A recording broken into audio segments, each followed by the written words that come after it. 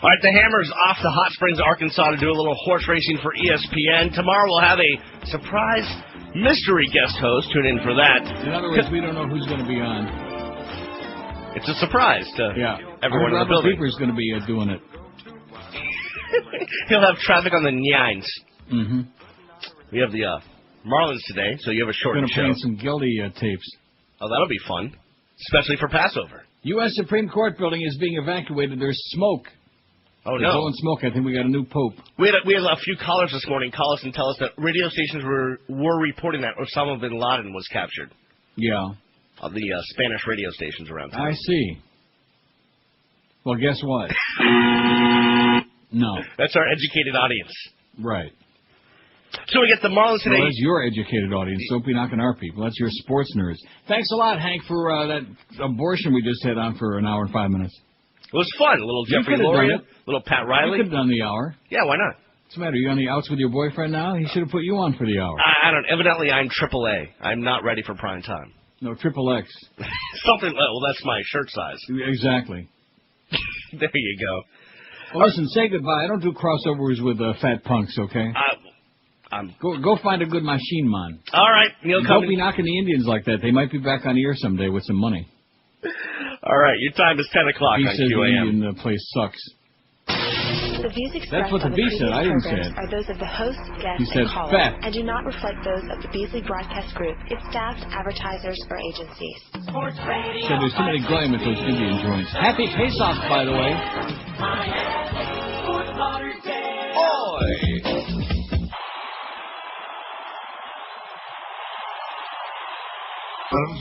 Who the hell are the Marlins? Katie Holmes when labor starts, Scientology imparts that you're not allowed to make a sound, even if your girl parts hit the ground, and you can't have an epidural for the pain, you must abstain. They have a rule of silence, even though the pain's extreme, and you want to yell and scream. L. Ron Hubbard says to shut your yap. If you ask me, that's a load of crap. It's like driving a tractor trailer through a doggy door. What a chore. And still they ask for silence, 'cause of the shape that you're in. You'll want to swear like George Carlin. You'll wish you could use those 7 words. You'll feel like they're cutting you in thirds. And there is nothing you will be allowed to take. For heaven's sake, their stupid rule of silence. 10:04 at 560 WQM. Happy Thursday to you. April 13. That's a lucky day for us, and it's an unlucky day for the Marlins. Well, I mean, it's a lucky day for the Marlins. It's going to be a lot of those. No, tomorrow's going to be a lucky day for the Marlins because they can't lose. Oh, no, actually, they play tomorrow. Like I said, it's an unlucky day. I thought they had the day off tomorrow. Well, silly me. It's one of those Friday through Sunday series. With Washington Nationals, though, they might be able to beat them. We thought that about the Padres, too, and guess what? They've been getting shellacked. 8,994, the announced crowd. I have it on very good authority. There was maybe 4,000 or 5,000 people actually asses in the seats yesterday. Yeah. But they announced 8,994 yesterday, and now that they've lost 6 of their first 7 and they're red hot. Wait till you see the crowd that's there today, giving new meaning to the word crowd. So we're on till 12:30 again today. Oh! And what do we got after the ball game? Oh, look at that. At 4 o'clock, or whenever the game ends. And, boy, how'd you like to follow the Marlins this season? You think we had a bad lead in this morning with those butchered-up tapes? We have no idea who's going to be on tomorrow morning. The Brain Trust is working on that feverishly now. They're working on it. Tomorrow, after the Marlin... Oh, wait a minute. No, that's today. Oh, jeez. Today, after the game, we got Mad Dog at the Sofa Kings. Yeah. Did I leave long enough space in there? Yeah, that was good. It was pretty good. Mad Dog from after the game till 7 at the Sofa Kings. Then we got Panthers preview at 7. Panthers at Ottawa tonight, 7:30. Absolutely meaningless game for the Panthers, and then Eddie K follows that. So that's our lineup. We got baseball, we got hockey, we got a lot of other stuff that nobody cares about. Guess who died, by the way? Very bad news. Uh-oh. Who? We probably don't even know who. Well, you know the Pointer Sisters. Yeah. Oh, I read that. I read it. Did you? Yeah. Well, then what do I have to bother with this then? June Pointer, the youngest of the singing Pointer Sisters, known for the 70s and 80s hits, I'm So Excited, Fire and Slow Hand. Oh, we can't say Slow Hand. Oh, God, no. Has died. The Pointer family says June, who was 52, died of cancer yesterday at the Tuesday.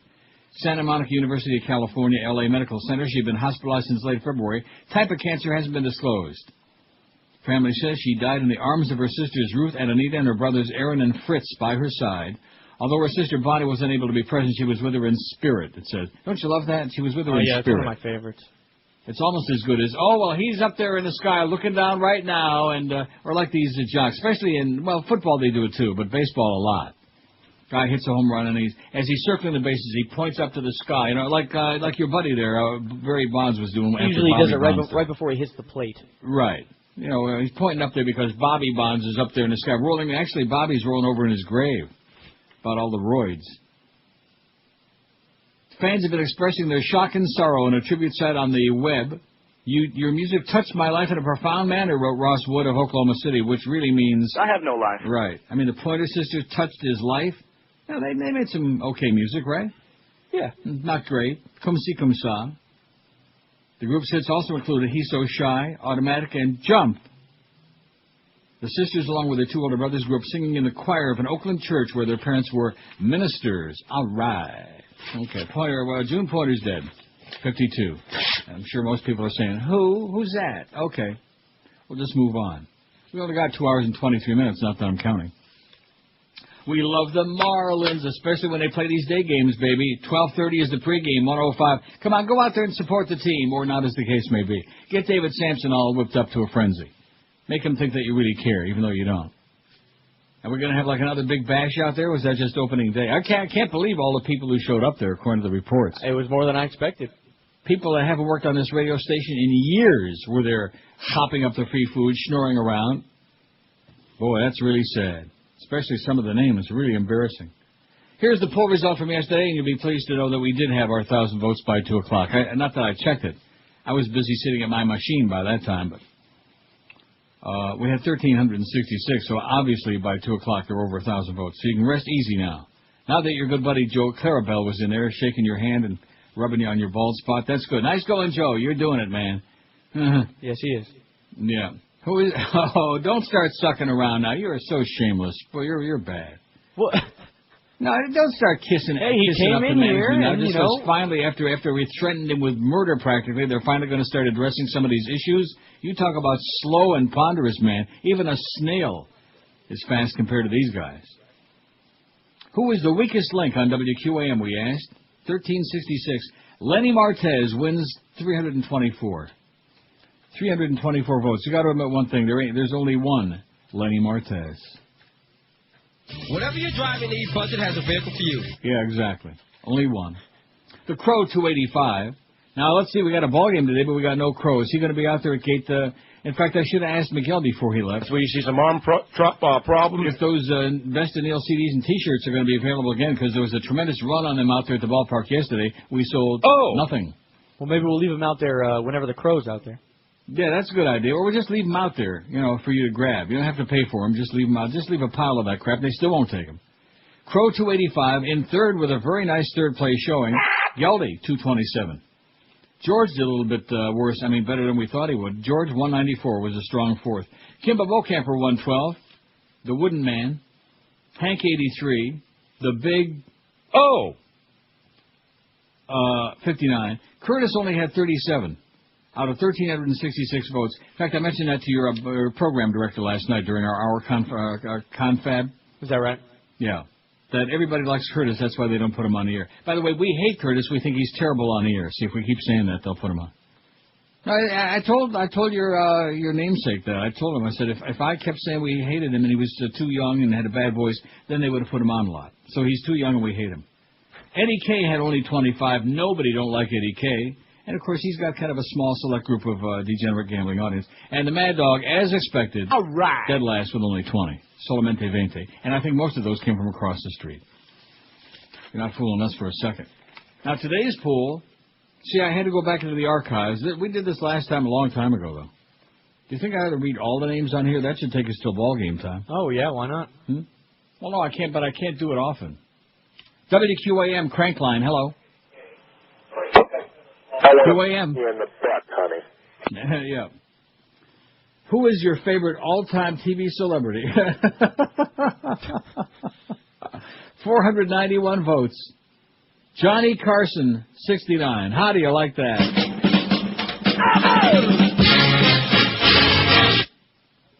Jerry Seinfeld, 43. Boy, that sure leaves me limp, those first two.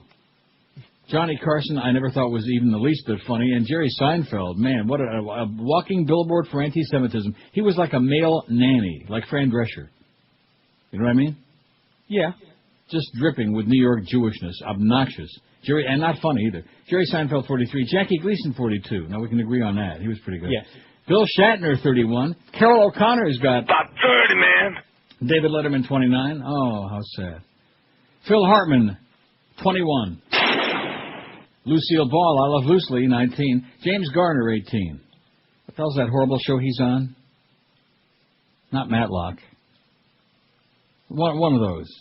You don't even know who that is, do you? Not by name, if I saw You wouldn't know James Garner from Earl Nance Garner, whatever his name was. Barbara Eden, 13. Steve Allen, 12. Elizabeth Montgomery, 11. Bob Newhart, 11. Boy, when I get through with this list, I'm not going to read this often. You better go online and take a puke at it. Andy Griffith, 10. Carol Burnett, 10. Howard Cosell, 9. Okay. I don't know how he really fits in there. But yeah, anyway. Whatever. Well, this is whatever we got the first time we did this years ago. Okay. Sherman Hemsley, that's George Jefferson, 9. Who, by the way, is gay. Alan Alda, do you know that? I did not, no. Well, now you do. See what you learn on this show? That's great. Alan Alda, 9. Paul Lind, 8. Well, you knew that he was gay. See how it all ties together? Right. Bill Cosby, 7. Ferris Fawcett, 6. Well, what does that mean? Well, was she on a show? Was she on Charlie's Angels, I guess? Yes. Oprah Winfrey, 6. Michael J. Fox, 6. Milton Berle spelled, how you spell this. Now, you couldn't have been working on the show when we did this, because you couldn't be that dumb. B-U-R-L-E. It's B-E-R-L-E. Oh, Eric, please come to our rescue. We've got Milton Berle with a U. 6. Jack Benny, 6. We lumped all the Jewish comedians together. Regis Philbin, 5. Telly Savalas, 4. Sid Caesar, 4. Ernie Kovacs, 4. Bob Barker, 4. Dick Van Dyke, 4. They like those dykes. Lee Majors, 3. Susan Day, 3. From the Partridge Family, who always looked lately like she's just had the crap beat out of her. I don't know what that's all about. Maybe she did have the crap beat out of her. You know what I mean? She always looks like she's been just beaten and... Like a black eye you're talking about? Yeah, exactly. Yeah. Bob Barker, 4. Dick Van Dyke, 4. Alfred Hitchcock, 3. Lee Majors, 3. Stan Majors didn't get any. Jack Lord, 3. Ed Wynn, 3. Jack Parr, 2. Phil Donahue, 2. Bill Bixby, 2. Raymond Burr, 2. Speaking of gay. Henry Winkler, 2. Speaking of gay. Gene Rayburn, 2. William Conrad, 1. Cannon, come on. Florence Henderson, 1. Jay Leno, 1. He sucks. Ron Howard, 1. Tony Dow, 1 from Leave It and Beaver. Mary Tyler Moore, 1. David Cassidy, look at all these people who don't have any. David Cassidy, Richard Boone, Ed Solomon, Buddy Epson, Michael Landon, Larry Hagman, Dick Clark, Bill Cullen, Peter Graves, Arthur Godfrey, and Lauren Green. Lauren also spelled wrong. All have got the big 517. See what I mean by a prodigious list? It's a long list, a very lengthy poll, which you can add to, by the way, because I'm sure that since we took that poll 100 years ago, there's probably all kinds of great new celebrities that you like a lot. Like whoever the actor is that plays Sam on The Supernatural, for example. Oh, I'm sure he sleeps with his brother in the same room. He'll get a room. lot of votes. Yeah. You get my vote. 10:14 at QAM. This is Neil Rogers. Can he act or what? No. This is 560 QAM. Marlins win! Marlins! Give me another beer. Announcing 3 new Sesame Street DVDs, Friends to the Rescue. Hey, Elmo, don't you think you've had enough to drink? Elmo makes margarita. Hey, careful with that blender. Whoa! Oh, no! Elmo visits the doctor. Could you please sew my hands back on? And All-Star Alphabet. I am Kermit the Frog, and H is for Ho, like Miss Piggy. Now available on DVD. Well, look at the way Johnny Carson's pulling away from the pack, from Jackie Gleason and Jerry Seinfeld and Buffalo Bob and all these people. Well, you knew that. You know, the people love him. Why, did you love him? No, Did you ever see his show? Yeah, I mean, I You didn't. thought it was funny? You thought that was funny? Not really. I didn't Oh. dislike him. I just didn't think he was great. Exactly. He never stole a freight train. I mean, he was, boring. But I guess that's it. I guess these people had a very limited television experience. Goes to show you what they've seen. Well, what did you vote for? I voted for Steve Allen. Okay. Even though he became senile and grumpy and a real curmudgeon in his latter years, he had the funniest show ever. In fact, he was the first, not the first, but the second Tonight Show host, and had a much better show than Johnny Carson. So did Jack Parr. But nevertheless, yeah, Steve Allen was great. He had that Sunday night show opposite Ed Solomon. He didn't have Topo Gigio or the dancing, didn't have Elvis. I saw the thing about Elvis, I couldn't turn it off. It was on Bravo a couple nights ago. And I don't really care about Elvis, other than the fact we decided his music was pretty marginal at best. But, boy, it was pretty scary. Colonel Parker, man, they should have, killed that bastard. Well, he's dead anyway. 567, it's the overs and unders on the Marlins today. It's our poll question on the air. How many games will the Marlins win this season? My guess is... About 30, man. Right. They're definitely going to lose over 100 games. Is there any doubt about that? I would say that right around there. What is the record? Is it like 115 for losses? I don't know exactly. I'm sure it's about 120. 120? All time? I'll look it up. Get out of here, because you're forgetting that there used to be a 154-game schedule. It's only in this new era that we've gone to 162. I don't remember what year they did that, but it used to be 154. Maybe the Mets, I think 120 is a little bit much. I mean, that would mean you only win like 42 games. They already won one. And Dontrell can pitch like every fourth or fifth game, so there's he's probably going to win like 15. So there's 16 right there, because he didn't win any of his starts yet. That's 16. Anybody else can win for him? No. Probably not. 5670560. We know you people are going to be out there today. We love the Marlins. Because like David Sampson says, we're going to start packing up our salami sandwiches and get out of here if you people don't show up. How dare you not show up and support our team and build us that stadium? How dare you? WQAM, hello. Not there. Here's your line. WQAM, line 9. Hey, Neil, how you doing? Okay, sir. I listened to this show for like 15 years. You have the best show on the planet. It's a pleasure to finally talk to you. Two things. You mentioned something about Shakey's Pizza yesterday. Yeah. I haven't had that in years. Where was that? That's because they're out of business.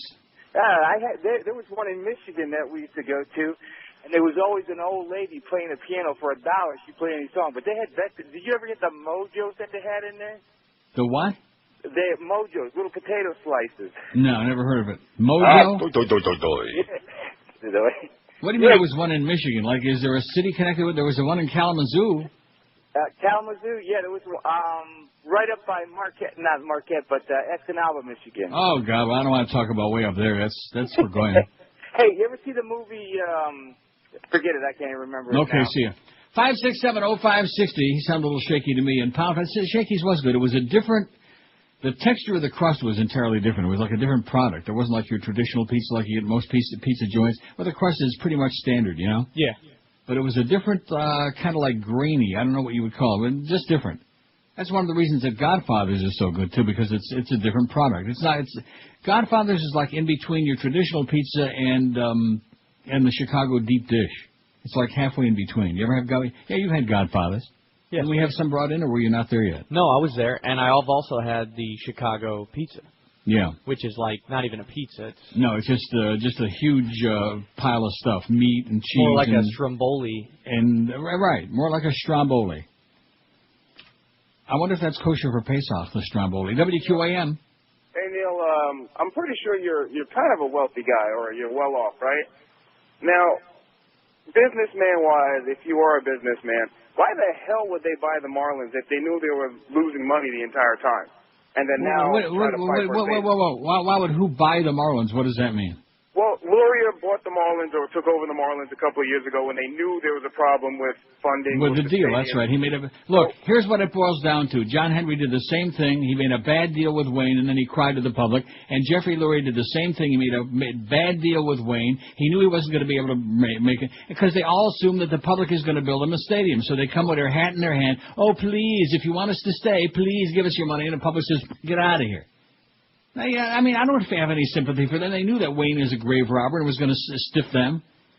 And then whatever happened with that deal where he was going to give them the land there, you know, and they're going to build another stadium next to the PP Park, and that would make sense. See, that would make too much sense. Like in Kansas City, you know, where they have the baseball stadium and Arrowhead Stadium side by each. I've driven right through there. Well, if I remember correctly, they turned that down, didn't they? Yeah, they said, your mama, you know. Because they were still, you know, benefiting Wayne in some way.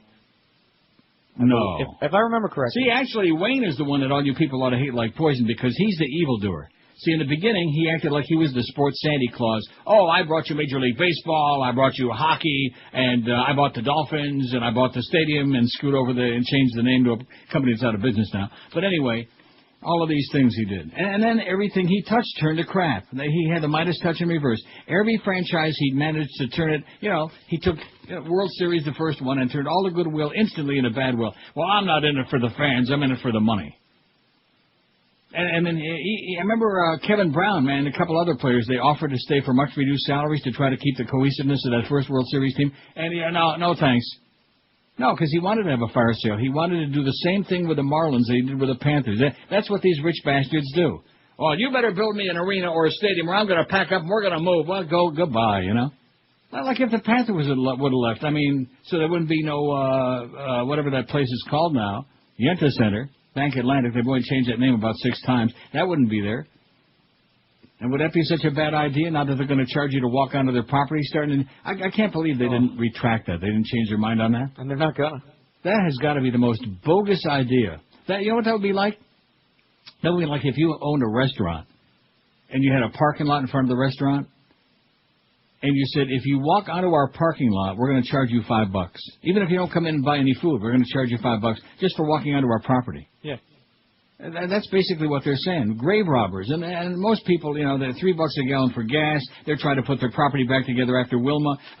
People have got issues, man. They haven't got a lot of cash. That's why it was really stupid to do that best of deal at a time when we knew it was going to fail. Guaranteed failure. See, that's what they keep setting us up for at QAM. Just like Hank mentioned yesterday. Guaranteed failure. That's this crowd we got. Even though you like them a lot now because they're kissing your ass. And you can thank me for that. You can thank me for that, the fact they're finally getting around to taking care of you and maybe George this week because they move real slow. And if they don't get off the dime, just wait till you hear what I'm going to be talking about all day tomorrow. This is Neil Rogers. Oh, this is 560 QA. Now, and you can mark it down. If Broward County would change their mind and decide they wanted to build this facility, okay, I will not play here. Because I will not have you guys looking at me for the next 10 years saying, here's a guy that said one thing and went out and did something else. We won the World Series. We won the World Series. Hi, I'm David Sampson. And I used to sound like this. Until I met that queen of supercuts. I'm looking for a new home for my world champion Marlins. And I don't like sharing a stadium with big, stinky football players. I had my heart set on a new stadium, but my dreams are all dashed because of that Hank Goldberg. Well, it's not going to happen now, and it's all your fault, Hank. All your fault. I'm certain we'll be welcomed as liberators with flowers and candy in a new city like San Antonio. Put that, you pink pipe, and smoke it, huh? If you don't want the Marlins anymore, I'll just take them home with me, open myself to play in my own backyard. So put that in your lost column, Florida. And remember, there's nothing more important in life than the grab-ass faggery of man-on-man sports.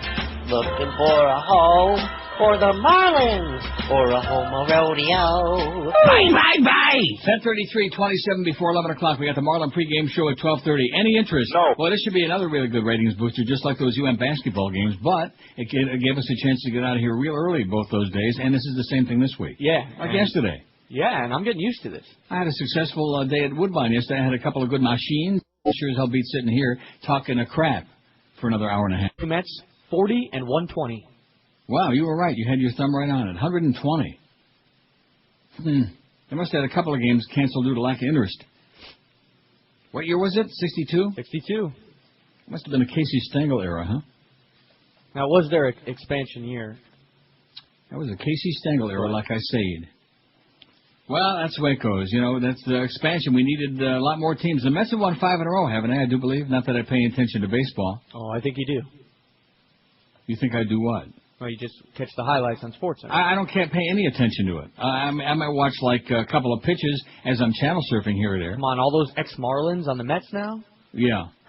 As a matter of fact, I noticed, now let's see, opening day, Josh Beckett pitched for the Red Sox. That's right. And that fat David Wells pitched for them yesterday, and the Blue Jays just tore the cover off his fat ass. Nice going there, Toronto.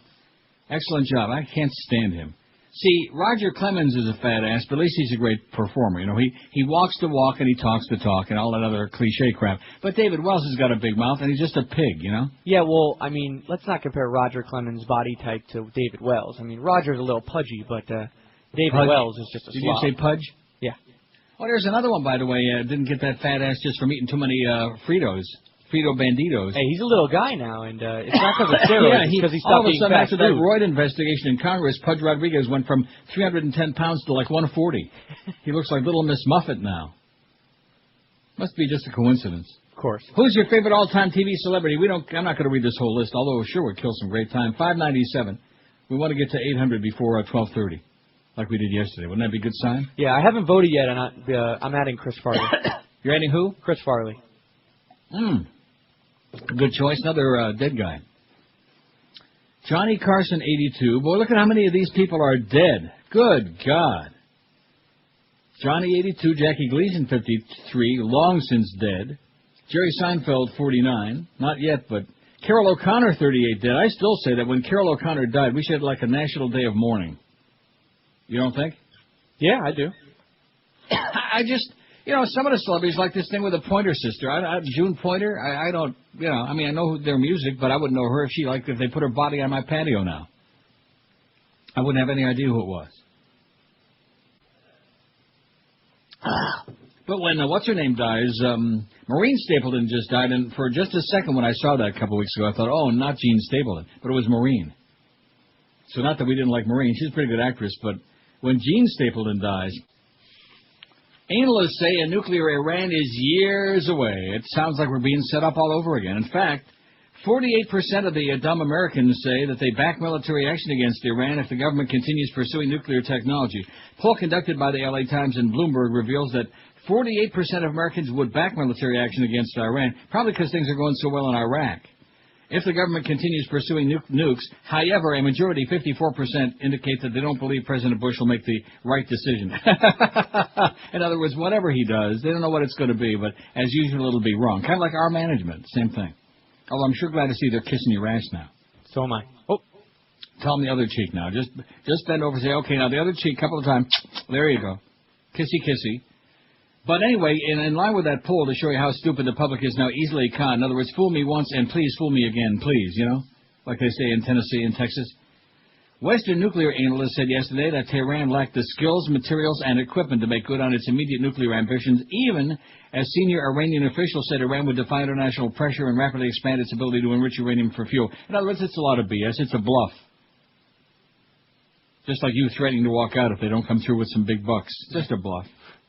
The official, Mohammad Saeedi, the deputy head of Iran's Atomic Energy Organization, another raghead, said Iran would push quickly to put 54,000 centrifuges online, a vast increase from the 164 the Iranians said yesterday they had used to enrich uranium to levels that could fuel a nuclear reactor. Still, nuclear analysts called the claims exaggerated. They said nothing had changed to alter current estimates of when Iran might be able to make a single nuclear weapon, assuming that is its ultimate goal. The U.S. government's put that at 5 to 10 years away, and some analysts have said it could come as late as 2020. Some of us might even be dead by then. What's that, 14 years away? Yeah. I'd be 77 by then. Oh, I'll make that. As long as I stick to my low-carb pasta, I'll be okay. I'll make that. Oh, which, by the way, I went shopping yesterday, and just for the kicks, I bought it. And? Oh, I haven't eaten it yet. Oh. Well, you won't know the difference. I mean, although not it can't hurt in your case because you're looking a little chunky in that picture on the website, so it can't hurt. Is that right? I'm just telling you, now is the time to start watching your P's and Q's, man. Not when you blow it up like the beast in about 10, 15 years. And it'll be, okay, laugh all you want. Look at your job. You sit there on your ass for 5, 6 hours every day. You're sitting on your ass. I'm an active guy, you know what I mean? Yeah, that's what I heard. That's what Duff is thinking. Just tell him not that active. Iran's announcement brought criticism from several Western nations and to a lesser degree from Russia and China. Secretary of State Condoleezza Rice, that bulldyke, called for strong steps against Iran, using the country's clear statement of defiance to persuade reluctant countries like Russia and China to support tough international penalties. But Russian officials said they hadn't changed their opposition to such penalties. Nuclear analysts said Iran's boast that it had enriched uranium using 164 centrifuges meant that it had now moved one small but significant step beyond what it had already been able to do nearly 3 years ago. In other words, as they say on Pesach, what's the big tzimmus? I don't like carrot tzimmus, although I do like potato kugel. You know what else I like? Like they say in that fatso bit, Lukshenkugel. Too bad George ain't there. Speaking of the Yiddish lesson, Lukshen. Now, actually, it's usually used in a derogatory way in Yiddish to talk about Italian people. Lukshen. Luksh is single, like an Italian guy. Luksh. So it's usually sarcastic, derogatory. And Lukshen means something Italian. So Lukshenkugel is like Italian noodle pie. Got it? Ooh. Although in Germany, Kugel is cone, like an ice cream cone Kugel. So when you go to Berlin next time, just order a Kugel. Next time. Yeah. Oh, they got good ice cream in Berlin, boy. Oh, in Germany. Man. I would say it's even better than a gelato in Italy. I've said that before. Oh, you're crazy. Well, I'm just telling you. They're hyping it, said David Albright, president of the Institute for Science and International Security in Washington, a private group that monitors the Iranian nuclear program. Anthony Cordesman and Khalid R. Al-Rodan of the Center for Strategic International Studies in Washington called the new Iranian claims little more than vacuous political posturing meant to promote Iranian nationalism and a global sense of atomic inevitability. The nuclear expert said Iran's claim yesterday that it would mass-produce 54,000 centrifuges echoed boast it made years ago. Even so, they noted, the Islamic State still lacked the parts and materials to make droves of the highly complex machines which can spin uranium into fuel rich enough for use in nuclear reactors or atomic una bomba. They lack the machines. I had 2 good machines yesterday, man. How often do you think you get 1,000 on the wheel 3 different times? Twice on one machine and then once on the one right next to it. Huh? Pretty good. Yeah. I mean, I could have had a much larger win figure, but, you win a little and you give a whole lot back. That's the way it works. You had to keep plunging, man. Had to keep persisting, and finally got off the machine when it just died. When your machine dies, man, don't just sit there and keep feeding it all day assuming, pretty soon it's going to pop. Yeah, what's going to pop is your bank account. That's what's going to pop. What was that guy talking about I'm a wealthy guy? What was he babbling about? Who knows? What is with these people this week about? Are you happy? Your life going pretty well? Man. Like they're all on some kind of fishing expedition for this big book they're writing. Don't worry, it won't sell. It'll sell just as good as that CD. About 30, man. That one that we're peddling. By the way, they got it at the stadium. Just look for them. We're giving them away. And wear some of them T-shirts, okay? You're going to be watching on TV. Is that game on TV today? And speaking of that, I don't want to, start in with him again, but he is so horrible, Rich Waltz. He's, I watched a little bit of that opening day game, that debacle. He's just awful. Why you continue defending him? You're not going to be working with him. I don't defend him. How the hell you don't? I don't think he's very good. Why can't you say it like it is? He's just horrible. I don't think he's very good. Well, see, you're a nice guy. You're trying to kiss up to him because you know the guy, okay? You're like Hank. Because you know somebody, you don't want to rip him. Just because I like somebody, it doesn't mean that they're a great talent, That's true. There you go. I mean, look at you. 10:43. Look at Miguel. Let's pick on him. He's not there. He's in a meeting today. They decided it was more important for him to be in a promotions meeting than to be with us, and we agreed. I like Miguel personally, but on this show, what he adds to it. Hey, I've been telling you for years now about Dollar Mattress, their outstanding service. If you thought that dialing 1-800-MATTRESS on the phone was easy, wait till you go online and shop at mattress.com. That's right. When you log on to mattress.com page, you'll see the extensive product line from Sealy, Serta, Simmons, King Coil, Tempur-Pedic, Stearns, and Foster Hewitt. You'll also see photos, prices, and lots more. You'll see all of these things. You can do the whole ordering process online or after you visit mattress.com. Pick up that phone and call 1-800-MATTRESS and place the order when you can schedule delivery in the 2-hour window that's convenient for you. When you have a 2-hour window, 7 days a week, you pick. Like 1 to 3, 2 to 4, etc., and they show up on time. And right now, take advantage of a Dollar Mattress great 12-month financing program, too. When you call Dial a Mattress, 1-800-Mattress, you get factory direct prices lower than chain stores even during their so-called big sales. Call now, 1-800-Mattress, like I've been doing for years, the easiest thing that you could possibly do. It's the official mattress company of the Neil Rogers Show. Call 1-800-Mattress right now and talk with expert bedding consultants, or log on to mattress.com, like I said, to guarantee yourself the best sleep you've had in a very, very long time and for years to come. 1-800-MATTRES. Leave off the last S because it stands for Sundin. This is Neil Rogers. Boy! This is 560 QAM. Panic Hitman, I'm gonna make you an offer you can't refuse. I will show you a way to eliminate your enemies, Blinky, Pinky, Inky, and Clyde. It's simple. Leave the gun. Take the power pellet. He was an actor who worked for nothing in a film that became a blockbuster. You boys sure found a way to screw me. Financially, of course. Randy Quaid is suing Brokeback Mountain. You're not going up there to make an art house movie. Randy Quaid is going through the back door to get the money they owe him in suing Brokeback Mountain. I wish I knew how to cash you, residual chick. Now playing in selected courtrooms. 10:49. It's 11 before noon at 560 WQAM. We got that big Marlin game coming up at 12:30. And that's the reason that you're working for peanuts and Cracker Jack. That's right. And, caramel corn, whatever that is. And the same with George, is because we're losing our ass on the Marlins. See, unlike across the street where they lie and they put those articles in the paper in the South Florida Business Journal. Oh, we're making very big money on the Dolphin games. We did really great last year. Oh, yeah. $5 million they spent. They got $1.5 million back in revenue. They lost $3.5 million the first year. Plus, they had that Jimmy Syphilis, that simpleton on the air, doing the ball games. Totally unacceptable.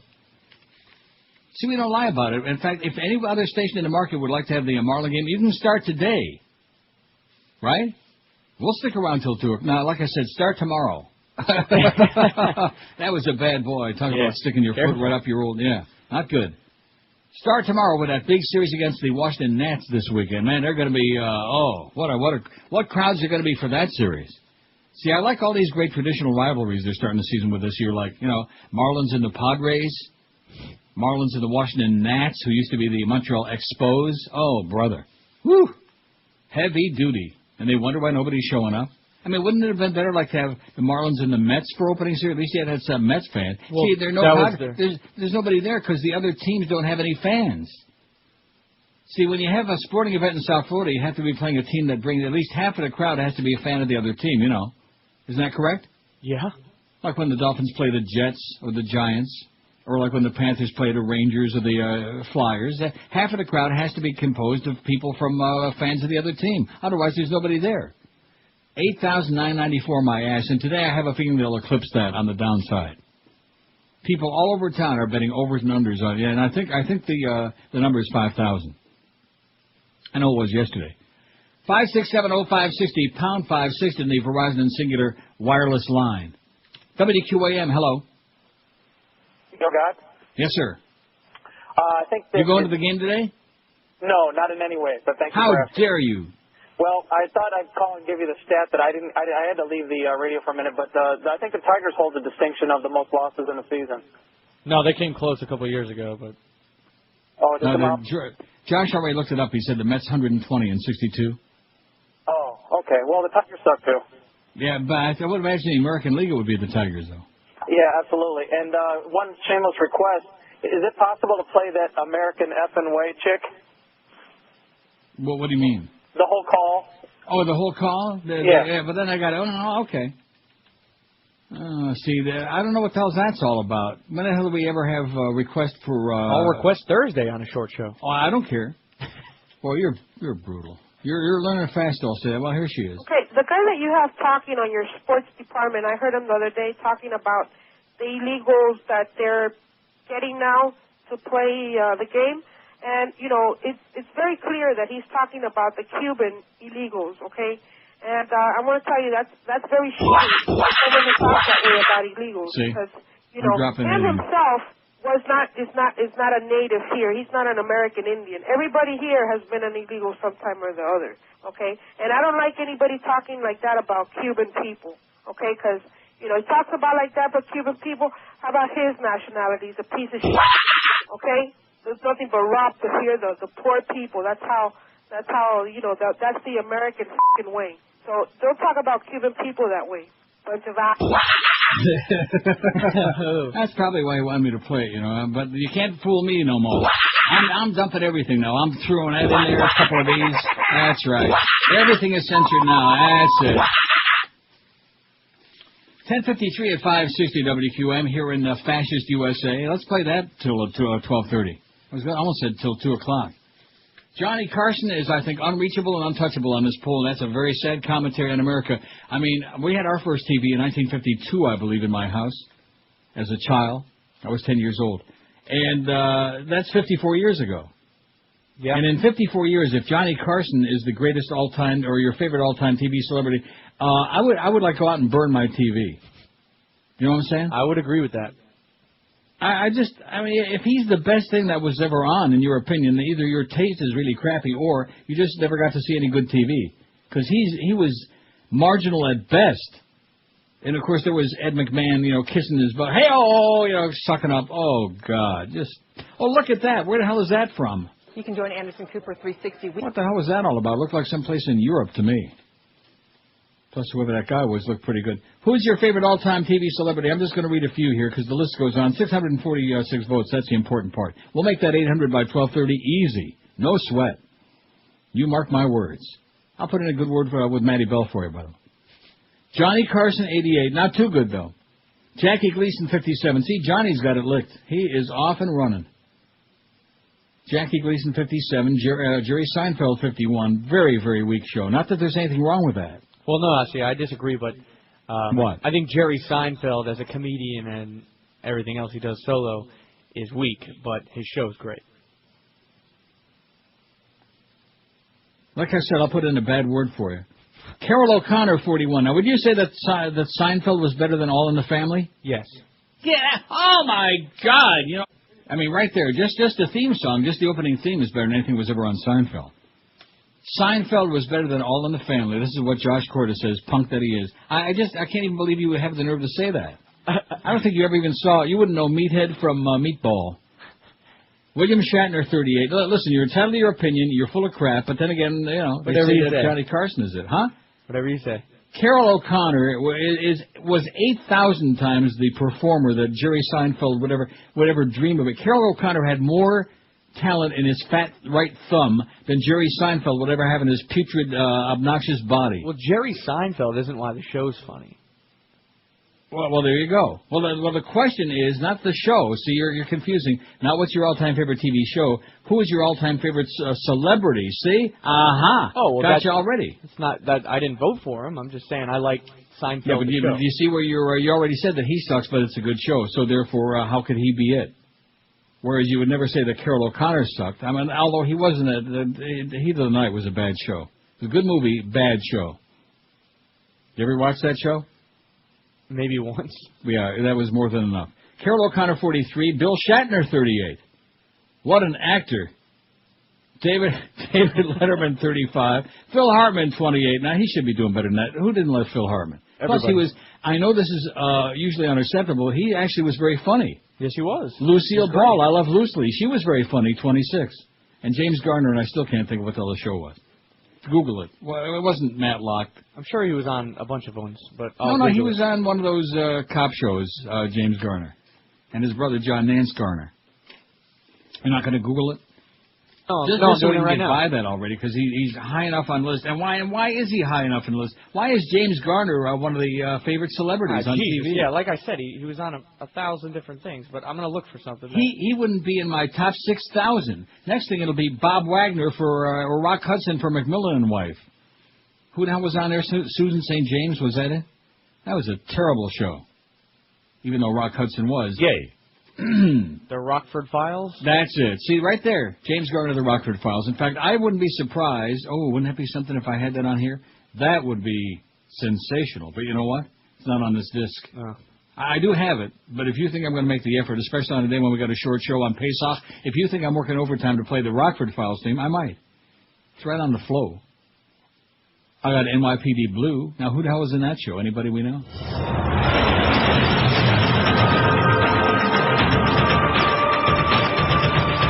overdue that we did the TV themes again. We haven't done that in, what, about 6 days?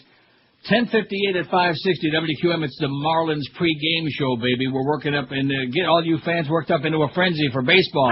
You can smell the gloves, the jockstrap, the locker room, the body wash. And, of course, nobody has any idea who these kids are. We know Don Trell and we know Cabrera, and that's it. We know anybody else on the team? I do, but they're all what's the guy's prospects. name? Wittenberg? No. No, you know who it is. You told me yesterday. Oh, Willingham? Yeah. Willingham, there you go. Clyde Willingham, whatever his name is. I remember Clyde McCullough. 10:58 at 560 WQAM. If you think you got termites in your home like we have at QAM, boy, we got a lot of things that bug us. Call Ridditt Pest Control today for a free termite inspection. Ridditt uses that amazing orange oil treatment that kills termites and termite eggs 100% on contact. I don't know if I should say orange or orange. When I was in college, all the New York kids used to give us a bunch of crap, those of us from, not from New York. It's not orange, it's orange. Well, go back to New York. Anyway, those termites are gone fast, man. If you have termites, it's the best possible way to say goodbye to them. And you don't have to tent your home either. No having to worry about making your palace into a circus. No worrying about poisonous gas. Although if you don't make it into a circus, we got the perfect clown for you. No moving out or hotel stays. No worrying about food or pets in your health. At Ridditt, they treat your home with this amazing orange oil, and you don't have to leave at all. In fact, when they're done treating your property, the only thing left behind is the clean scent of oranges for just a few days. It's true. If you have a termite problem, call Ridditt Pest Control right now and find out about this amazing orange oil treatment that kills termites and their eggs 100% on contact. No tenting, no BS, no kidding. Call right now for a free termite inspection before the termite season really gets going big and they chew your whole house away. Call 1-800-447-4348. That's 1-800-447-4348. When you call, be sure and tell them that Todd Greck told you to call. 1-800-447-4348. This is Neil Rogers. This is 560 QAM. Your brain. This is your brain on drugs. This is your brain being chopped to bits by a finely honed meat cleaver. This is your brain in a blender. And this is your brain being stirred into a big pot of chili. Brains. Real food for real people. I saw Jesus on the stick of Oliver. You fell.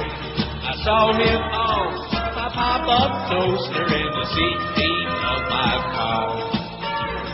All my friends think I'm nuts down at the redneck bar. Cause I saw Jesus on the stick of Oliver. I saw him in my shaving cream, so I left it on my face. When I went to work, I looked like a jerk, and I was fired in the street. Driving home, I was all alone, thinking someone's playing tricks on me. But in the rearview mirror, I could see Jesus staring back at me. All right. Yes, I saw Jesus on the stick of Oliver. I saw him on my pop-up toaster and the seat in my car. All my friends think I'm nuts down at the redneck bar. Oh, I saw Jesus on the stick of Oliver.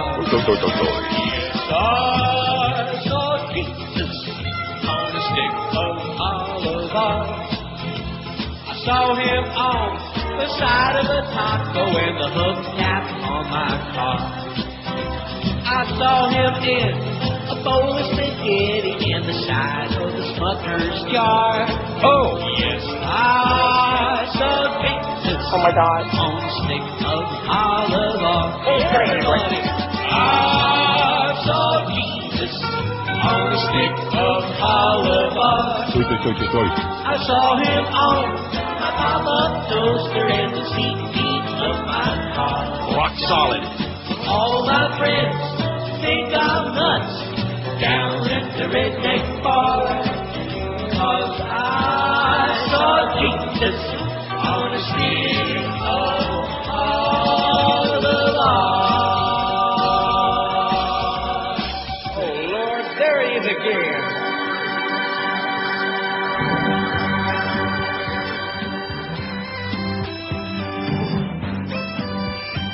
Rogers Show. Excellent theme.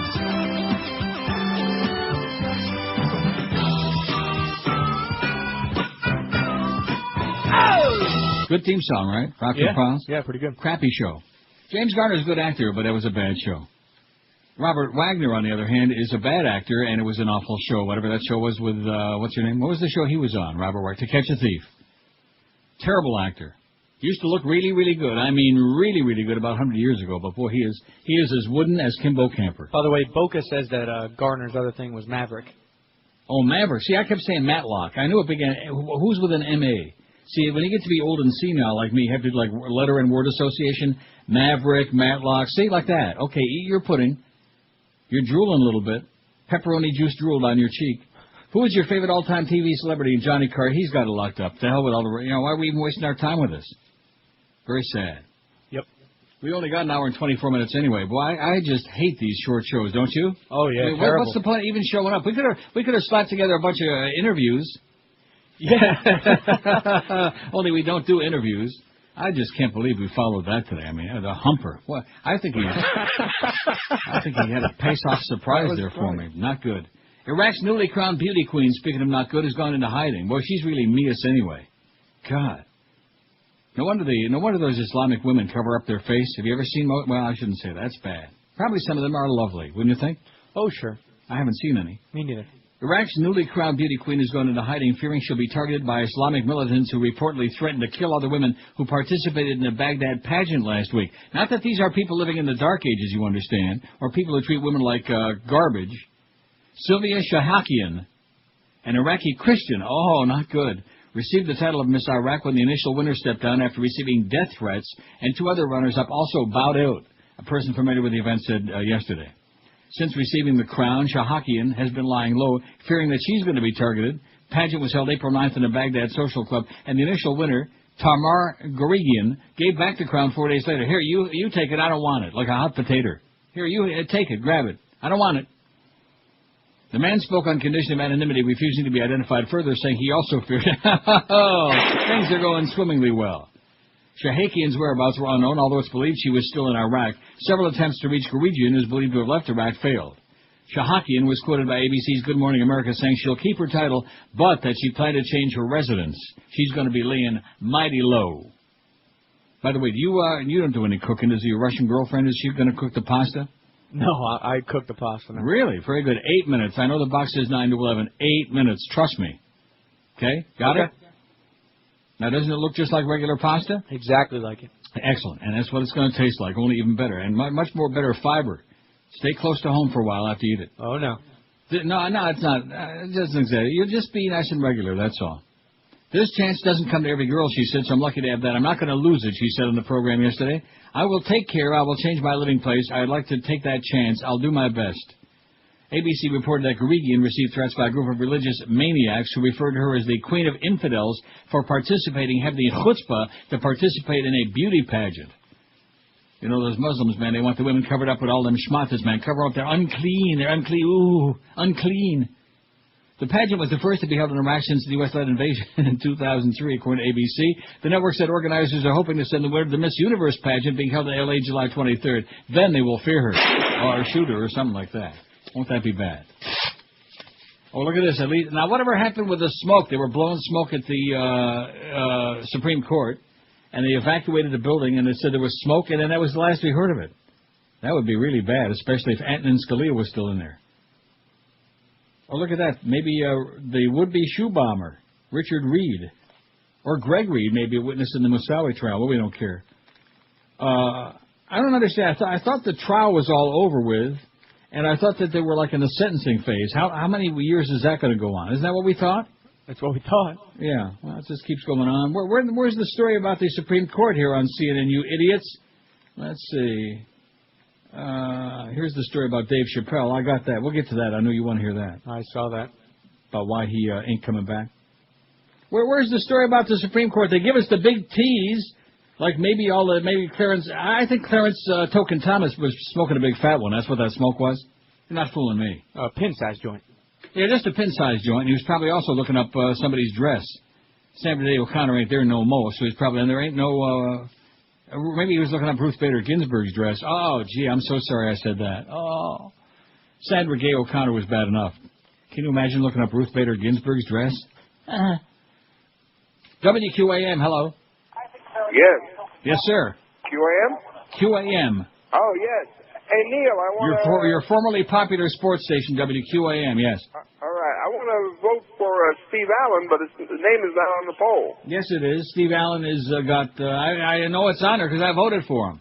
All right. What you be talking about, man? Let me tell you how many votes he's got right now. He's got 14 votes. He's right there. He's right there? Keep searching for it, man. Now, let me ask you a question. Okay. Who would you say was the greater talent on TV, Jerry Seinfeld or Carol O'Connor? Oh, Carol O'Connor. I mean, it's not even close, is it? No comparison. Okay, thanks a lot, pal. Check's in the mail. Thank you. See? Think you're the only one who can get a check in the mail, Next time, ask people what's the better show. No, that's not the poll, okay? See, you're starting to get like the audience. That's not the question. It's not a question, what's your favorite TV show? That'll be tomorrow.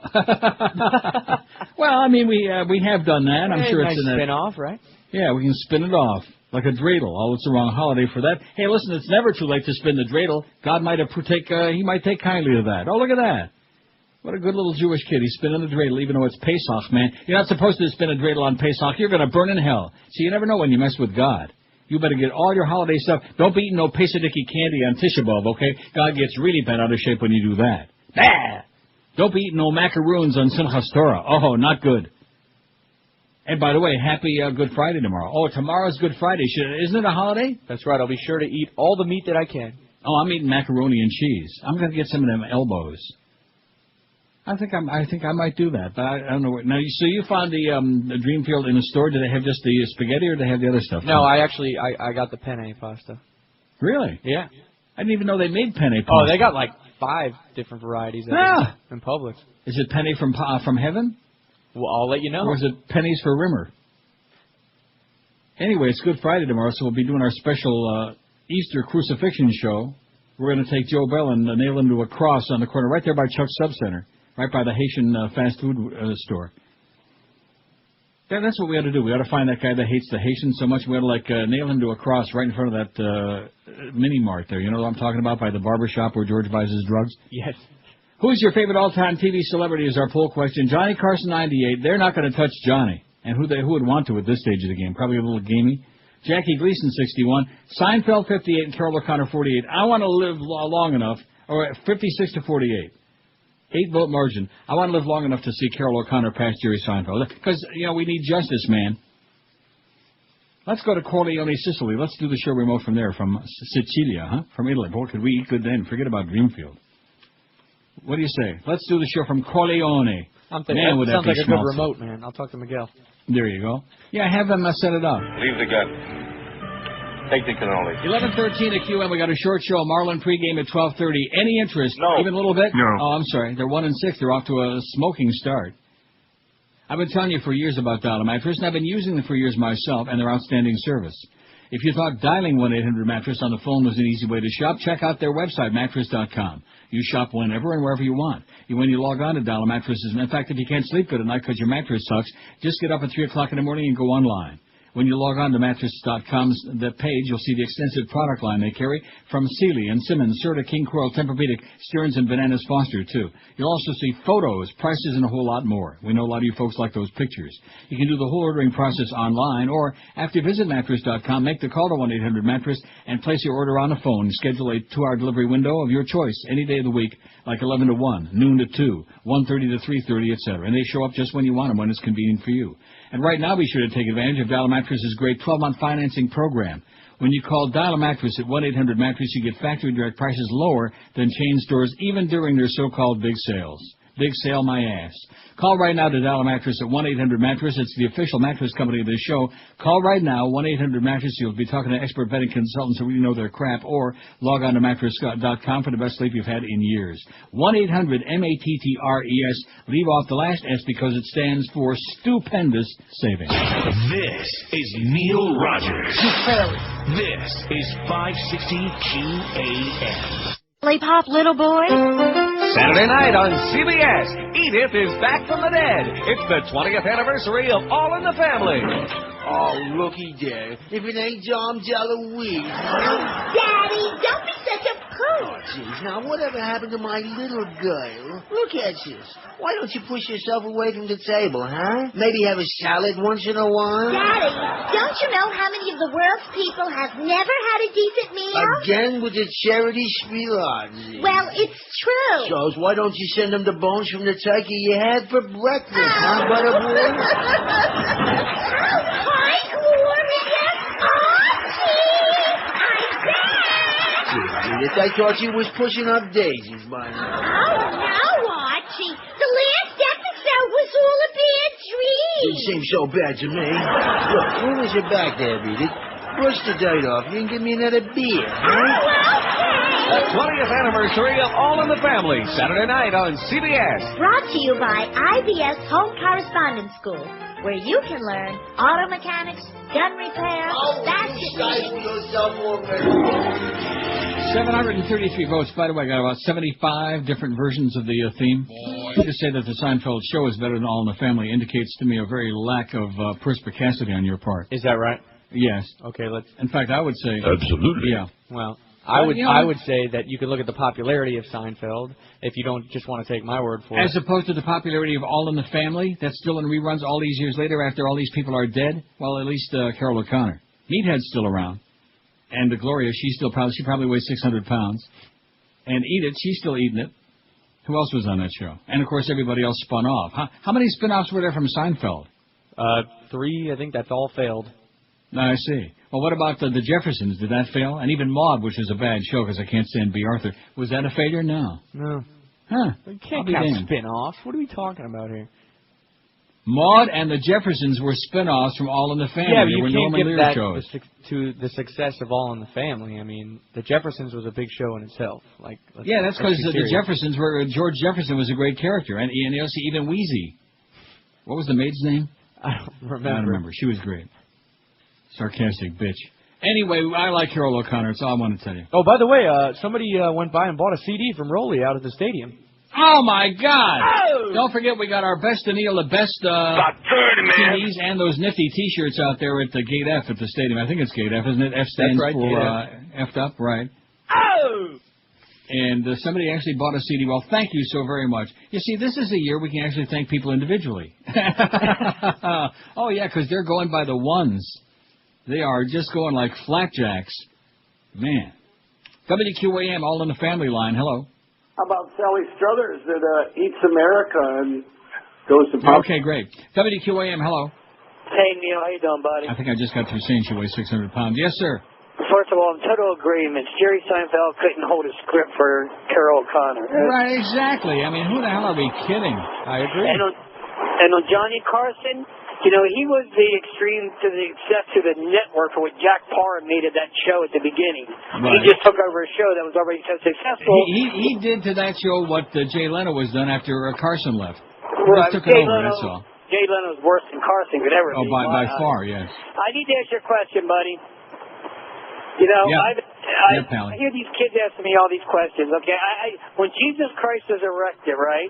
Was there a bunny rabbit sitting there giving them an egg sandwich or something? How do you explain to kids? Yes, exactly. They were rolling Easter eggs under the cross. That is correct. I'm saying, I'm trying to figure it out, really. How did the Easter bunny get involved with Jesus Christ bringing back I got two words for your answer to those kids, okay? Bubba Micey. There we go. I don't like this show at all. Or the theme.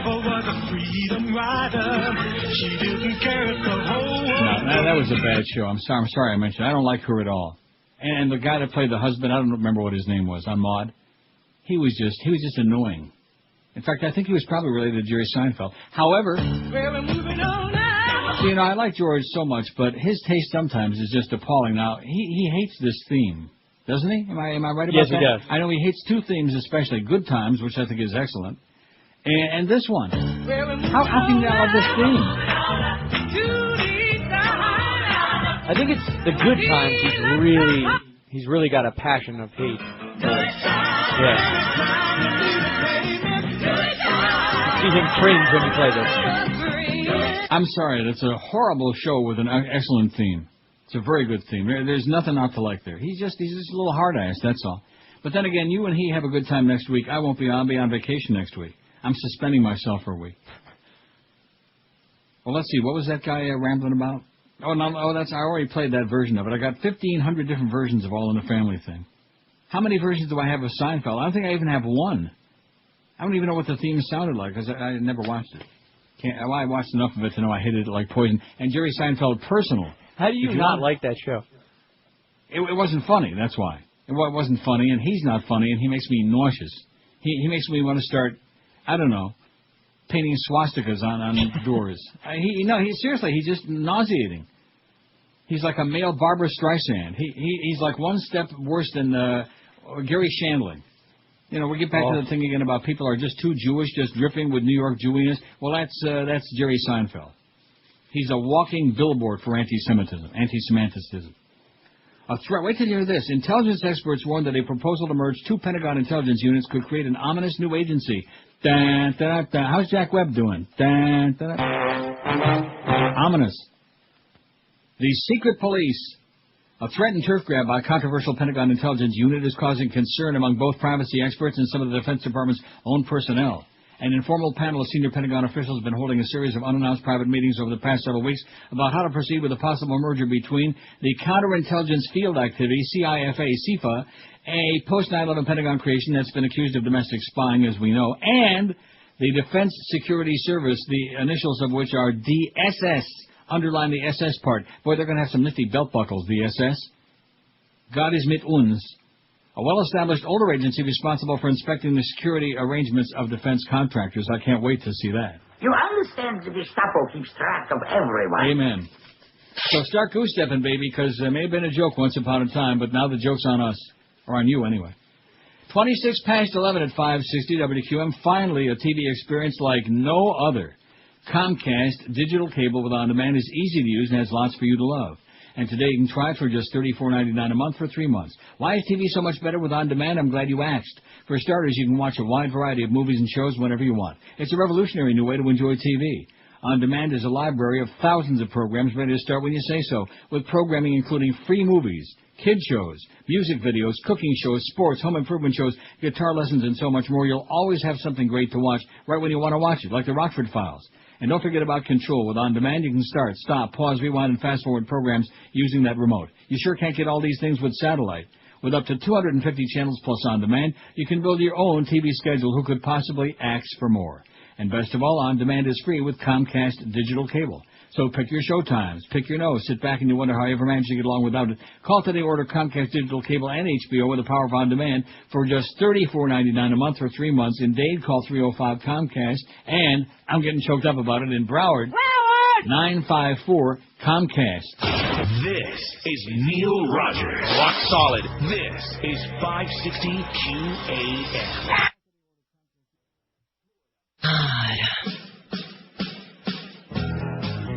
Itchy nipples, hey, what causes that? Itchy nipples, like a biting gnat. Itchy nipples, it hurts to scratch them, they're sensitive. This is an awful way to live. Red and swollen knocker topper, somebody should call Crime Stoppers. Wonder if I have Ebola, itchy, scratchy areola. Rubbing against my t-shirt. Holy hell, my nipples hurt. What affliction has come over me? Like an anthill on my chest, something bad has made a nest on my poor innocent man boobie. My aching twosome, there's no relief. I know it's gruesome. It causes grief. Knocker topper, somebody should call Crime Stoppers. Flaky white skin on my poppers. Wonder if I have Ebola. Itchy, scratchy areola. Oh, itchy nipple. Hello, I'm Carol O'Connor. I have 75 versions of that. Not that I'm trying to goose the Carol O'Connor vote up there, but let's at least have a little bit of credibility. Not too much. Who's your favorite all-time? I mean, you know, it's an opinion. We're asking, it's subjective. We're asking, who do you like? And if you like Jerry Seinfeld, well, I can say, look at that. It's getting tight now. Eat your heart out. Johnny 103. They're not going to catch Johnny, right? No. Ed McMahon's voting over. He's creeping it. Jackie Gleason 65. See, it's not even close. Jerry Seinfeld 57. Carol O'Connor 54. He's right on Jerry's ass. And believe me, that's a hell of a load to carry.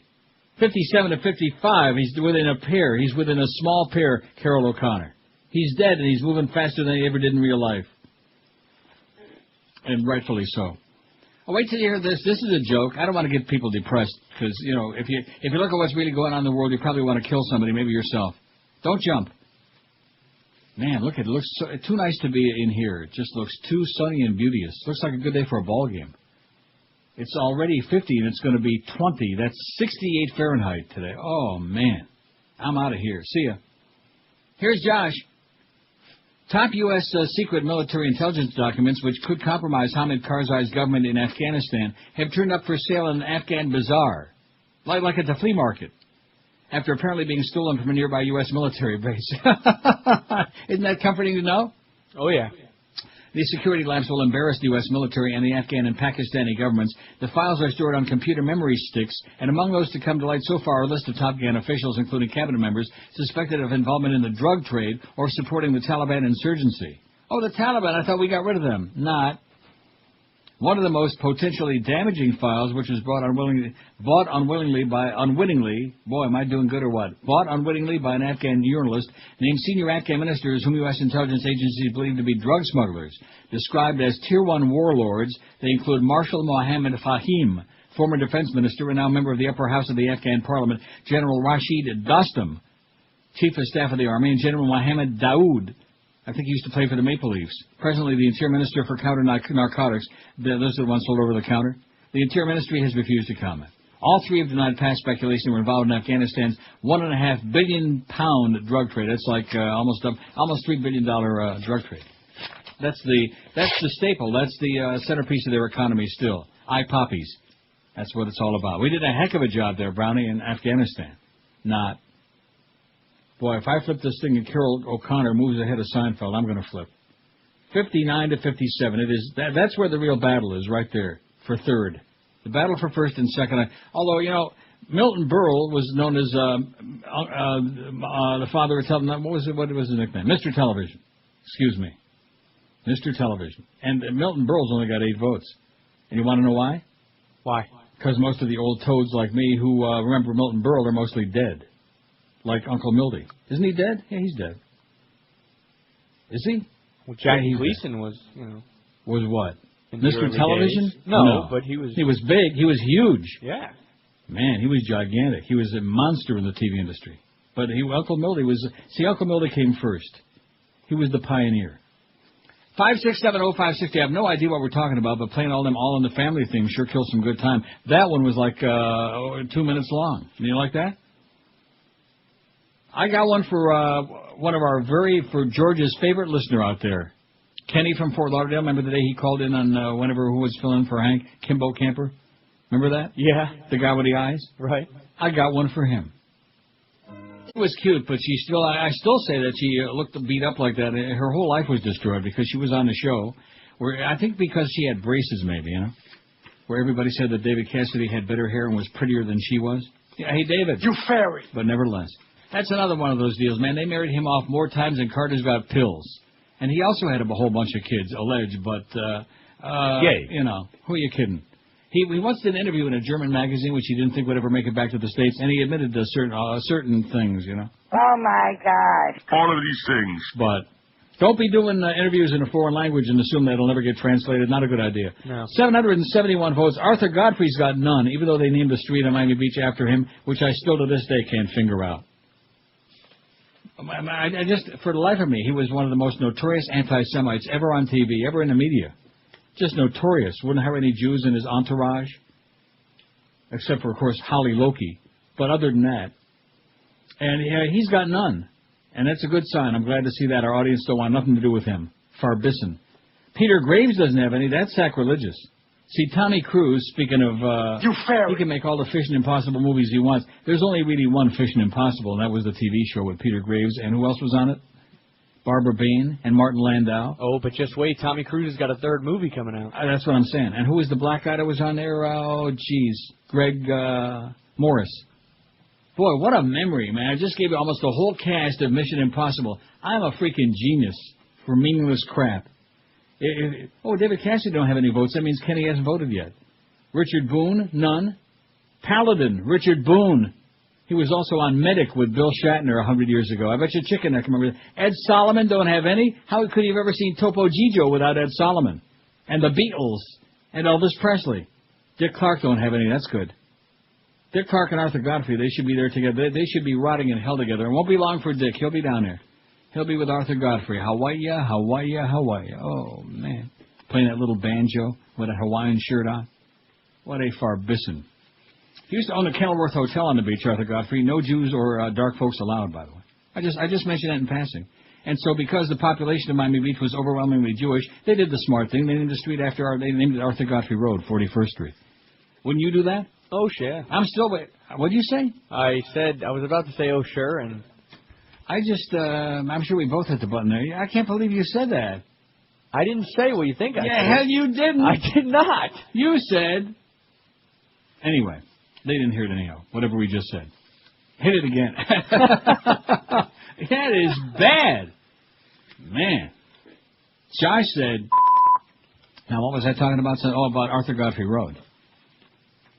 Being outdoors a lot. Maybe you're walking. Maybe you're waltzing up and down Arthur Godfrey Road, which is right next to Hermann Goering Lane, I think. Waltzing all around in South Florida, you better have some comfortable shoes to do all that walking. So the only place you want to take your feet is Brandy Shoes in Pompano Beach. It's a treat for your feet. See, I almost did it when you shop at Brandy's. Brandy's carries major brands like Florsheim, Echo, Mephisto, Rockport. You did say it, by the way. Hush Puppies and New Balance, and tons of other name brands in all sizes for men and women. And they even carry wide widths and hard-to-find sizes. Brandy Shoes is the largest independent shoe retailer in South Florida. When you see the selection and value you get and the great service as well, you'll understand why I've been raving about Brandy's for years. Go talk to our good buddy Arnie, who will make damn sure you get the right fitting shoes for your feet at the right price every time. And unlike those department stores where it's a miracle if you have the style, if they wait on you first of all, and then if you find the style you like in your size, forget about that kind of deal because the only thing they do with Brandy's is shoes. So you never have to worry about size, selection, or service. You want it, they got it. Brandy Shoes at 1290 North Federal Highway in Pompano Beach between Atlantic and Copans on the east side. You can't miss it. Brandy's open Monday through Saturdays till 9 and every Sunday till 5. And don't forget this week, another great week to buy SAS shoes at Brandy's because you're going to save $20 to $40 a pair on all great men's and women's SAS styles this week. So be sure to get your fat ass into Brandy's or shop online on their website at brandysshoes.com. This is Neil Rogers. Oh, my God. This is 560 QAM. You know who I am? I'm Mo Green. I made my bones when you were going out with cheerleaders. You're taking this very personal. Absolutely. People want to make me go, talking about my immigration. But I still got some lawns to mow, talking about my immigration. Jobs I do, man, they're awfully hard, talking about my immigration. Hope nobody asks for my green card, talking about my immigration. My immigration is sick.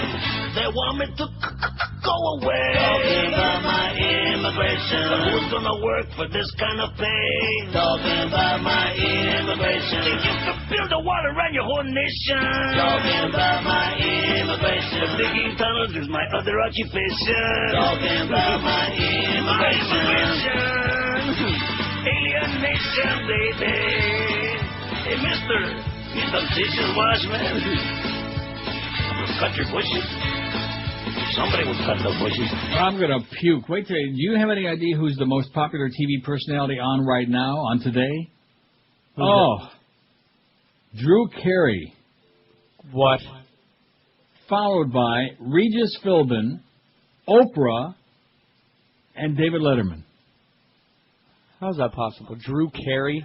I'm just telling you right now, it's the Harris poll. Does he even do a show anymore? Who the hell knows?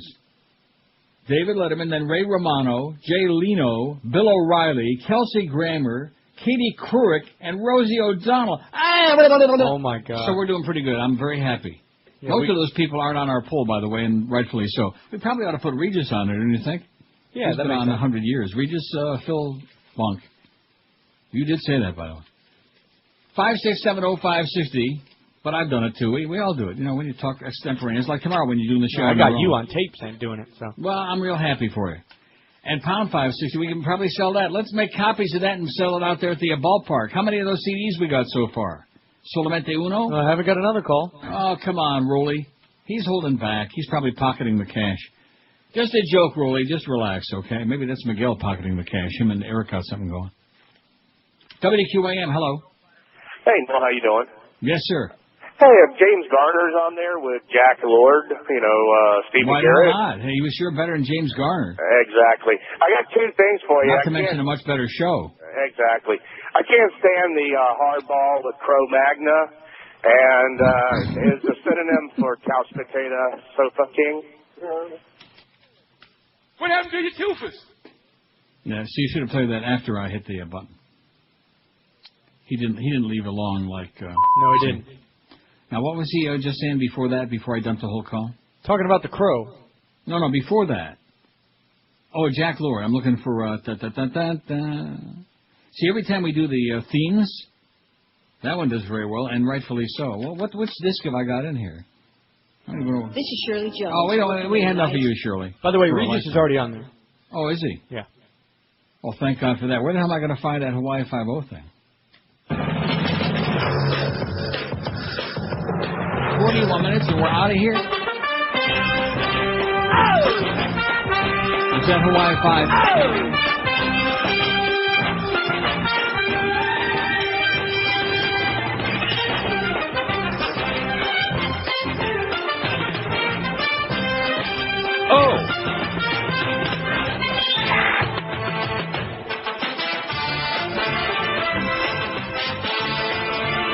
A lot of these very successful rich types from TV, they retired, they faded away, and they went out to Hawaii, like Raymond Burr and Jack Lord. Retired at Diamond Head in Hawaii. Do you know that? No, I did not. Yeah, a lot of, and then there were guys that went out there and bought their own island in the South Pacific. Who did that? Who was the one that bought an island? It was Marlon Brando did that. Yes. Speaking of gay and a wide variety. Marlon Brando, one thing about him, man, he was an equal opportunity doer. He was doing everybody. Guys, gals, some in between. You know, he's the godfather. That's right. He spread it around. He spread the wealth and the fat around. Johnny Carson, 104. Jackie Gleason, 68. Carol O'Connor, 67. Jerry Seinfeld, 65. Oh! Man. For justice, we go to Corleone. David Letterman, 48. Bill Shatner, 43. Phil Hartman, 35. You know, I got to play that. We don't have a lot of. It's a shame because I like this topic. I don't even know what the hell the topic is. We got Goodbye Chris Farley. I might have to play that. We did put him on there, right? Yes, we did. That was my vote. And then we got. Goodbye, Phil Hartman. When did you win? And you were a real good guy that had so much more to give, but you married a psychotic bitch. Absolutely. Her trigger finger got an itch. But the good news is that she blew herself away, 'cause everybody knows that in L.A. they let murderers walk every day. And now the laughter has died thanks to your psycho bitch wife, who had a stupid name like Rin. And news radio was a lame show except that you were there. And some characters from The Simpsons have lost their voice. If not for that bitch, your life would have lasted long. But she left you no choice. Goodbye, Troy McClure, that you may know from such films as I Married an Ex-Murderer, Mom Has a Gun, and Honey, I Just Blew Your Head Off. Now Lionel Hutz can't get Bryn off.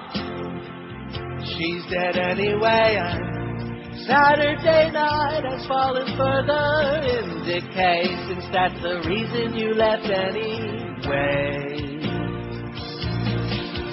And it sucks that you died 'cause of your psychotic wife with that stupid name like Bryn. And the Simpsons will never be the same again. And assholes like Chuck Heston preach about Isn't that sad? Huh? How we've fallen. Had to dump that? Yep. I'm sure you did too. I did, but goodbye, Phil Hartman, anyway. Well, just remember, next time I go to play it, we're not... oh, God. We can't say anything no more, man. It's your America. I don't want any part of it. I'll just take the check, thank you, and that's about it. Well, speaking of TV, we don't want to put him on there because he ain't on. Well, we could put him on. How about Jon Stewart? Yeah. Right. And what about Dave Chappelle? There you go. Okay, get him on there, please. And while you're getting him on there, Dave Chappelle says in a new interview that he had several reasons for walking away from his cult fave Chappelle Show and a deal worth more than $50 million. $50 million. His decision to leave the Comedy Central series last May left fans and industry executives to question his motives and his sanity. But in a 10-page spread in the Esquire magazine, he says he closed Chappelle for reasons cultural, professional, and personal. Culturally, the bottom line was white people own everything, and where can a black person go and be himself or say something that's familiar to him and not have to explain or apologize? Professionally, I felt like I was really pressured to settle for something I didn't necessarily feel like I wanted. And personally, the thing about show business is that in a way it forces dysfunctional relationships in people, he says. Chappelle tells the magazine that putting on Chappelle's show was the best TV experience he ever had. He plans to continue telling jokes, entertaining the audience, he says, so long as he can retain a degree of personal and creative freedom. He don't like it. He don't want it. Okay? $50 million, he don't want it. We'll take it. And maybe that'll pay for the money we're going to lose on the Marlins this season. Speaking of your Florida Marlins, your 1-6 Marlins off to a fantastic start. They're trying to salvage one game against the Padres today. This is the third and the final game. It would be the rubber game if they'd have won one, but it's not the rubber game. It's the final game of a 3-game set with the San Diego Padres with uniforms that even little leaguers wouldn't wear. And that's pregame at 12:30. That's only 35 minutes away, Josh, and a game time at 1:05 with Dave Van Boring and Roxy Foxy. I wouldn't be surprised if Roxy Foxy shows up filling in for Hank tomorrow morning. They're still confabulating and debating about that. 812 already. That was our goal by 12:30. We already got 812. How do you like that? And you want to know why? Why? The Carol O'Connor people put us over the top. In fact, Carol O'Connor has surpassed Jackie Gleason. How do you like that? He hopped over his big fat body. For a dead guy, Carol's really moving fast. Johnny Carson, 104. Carol O'Connor, 70. Jackie Gleason, 68. Now, what? You sound depressed about that. Well, Jackie Gleason's great.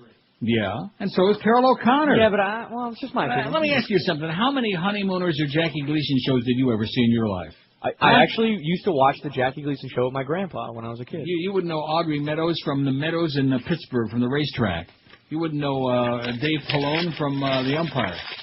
Come on, you better get with it, mister. You wouldn't know Brian Sears from Sears and Roebuck. This is Neil Rogers. This is Pope John Paul Lynn. And if you ask me, the only thing more fun than playing grab ass with a Swiss guard is the Neil Rogers 12 to 1 hour. Oh. Today I asked the Congress to join me in passing new immigration laws that will match willing foreign workers with willing American employers when no Americans can be found to fill the jobs. My name is Juan. I come from Mexico. I walked all night under the moonlight glow. I crossed the border and did it illegally to get a job that's paying me. Because your president, he wants a policy to make it so that Juan don't work for free. Although I'll probably want an HMO, I don't know what my job will be. I hope you pay more than a peso. What's my wage again? What's my wage again? 12:01, man, we're only 29 minutes away from that pregame show. The Marlins. Yeah, let's play this for half an hour. What do you say? I love that. Wouldn't you like that? Yeah, I actually spent my money to go out and buy the authentic, because George embarrassed me to doing that instead of that tribute to Thin Lizzy. Remember the one I used to play? Yeah. No, what? What are you laughing about? There was nothing wrong with it. No, and they're both fine. Well, that's not the original one. I don't like that. What? Same thing to me. Yeah, it was fine. Well, you don't like Thin Lizzy anyway. You probably don't even like that song. Good song.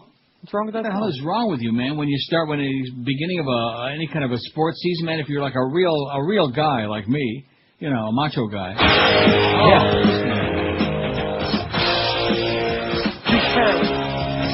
Love it.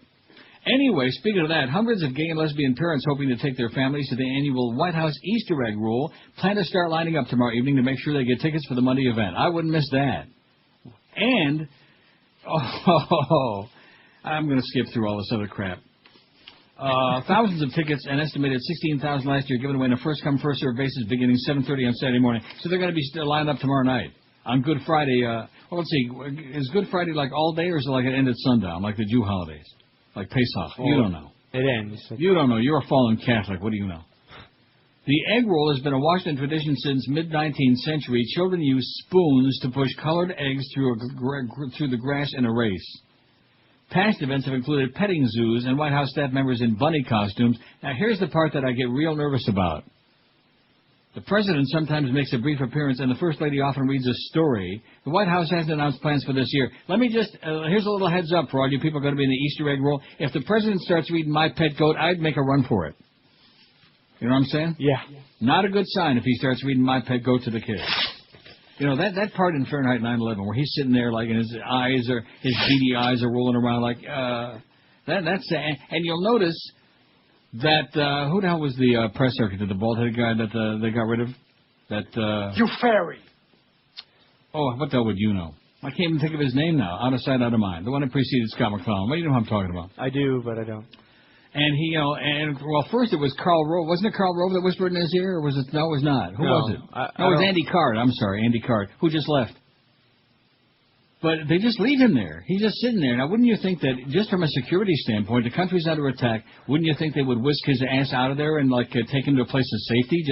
Wouldn't that be common sense? Secret Service? Which also, by the way, SS, Secret Service. A lot of SS going on in America these days. If anybody with a big belt buckle that says SS on it or God is mit uns comes to your house knocking on the door, I'd go in the basement, even if you don't have one, which you probably don't. What the hell? Ari Fleischer, I'm sorry. Excuse me. I'm so sorry. Out of sight, out of mind. Hey, Ari. You fairy. Rhymes with. Now, you notice how they're debunking all this religious crap, like the thing about prayer? Remember that story we had about 2 weeks ago that people keep calling in? Oh, did you see that? Yeah, we saw it. We had it on our website. Now, here's another one. It sounds like one of those secular humanist plots to me. Near-death experiences have a biological explanation rather than a spiritual one. I'm sure you've so many times seen these stories, especially in the tabloids. Oh, well, they were on the other side, but they came back, and they can tell us, about the light on the other side and heaven. You've heard that crap, right? Yeah, my favorite is I died for a second, and I saw the light. Right, Which is funny to me because I've been knocked out before for certain reasons. Did you see the light? No, you see white. That's what happens, and people mistake that. Well, you know something? The light on the other side. Remember when I fell in Amsterdam a few years ago and broke that bone in my hand? It went white, didn't it? No. When I was on the tram going back to my apartment, listen to me. Okay. When I was on the tram, because I was dizzy the whole time back, and just before I got off the tram, everything went white. That's right. That was Jesus. Oh, was that Jesus? Well, that proves that all these, dark folks who want us to believe Jesus was black. Guess what? We've seen him. He was white. He was as white as a ghost, as a matter of fact. The ghost of Jesus. Nonsense. Anyway, near-death experiences have a biological explanation rather than a spiritual one, research says. The U.S. team said the same parts of the brain are activated when people dream as in near-death experience. The study in neurology compared 55 people who had had near-death experiences, 55 who had not. Those with near-death experiences were more likely to have less clearly separated boundaries between sleeping and waking, the scientists found. People who have had near-death experiences commonly report being surrounded by bright light or gazing down on themselves in an operating theater. Many of these sensations are also common to experiences of being in the dream state or rapid eye movement, REM. Hey, REM. You fairy. Stage of sleep, the researchers said. Near-death experiences were defined by the University of Kentucky researchers as a time during a life-threatening episode when a person undergoes an out-of-body experience, unusual alertness, or sees an intense light, or feels a great sense of peace. They found 60% of those who reported such experiences said they'd experienced the REM state of sleep during periods of wakefulness. Only a quarter of those who had not had near-death experiences said they experienced this REM intrusion. Examples of this include waking up and feeling unable to move, having sudden muscle weakness in the legs, and hearing sounds just before falling asleep, or waking up that others don't hear. What is it? Waking up that others don't hear? What does that mean? I don't know. I'm just reading what it says. Okay, I didn't write it. It's on the BBC, and these people, these Brits, supposedly know their crap. Okay, so Study author Professor Kevin Nelson of the University of Kentucky, Lexington, who led the study, said the findings suggest that REM state intrusion contributed to near-death experiences. He told the Daily Telegraph, I see it as an activation of certain brain regions that are also active during the dream state. However, I hesitate to call it dreaming or dreaming while awake. This is the first testable hypothesis of a biological basis for these experiences. In other words, all that hocus pocus, and I was on the other side, and I was in heaven, I was in hell, there was this bright light, and all this other crap.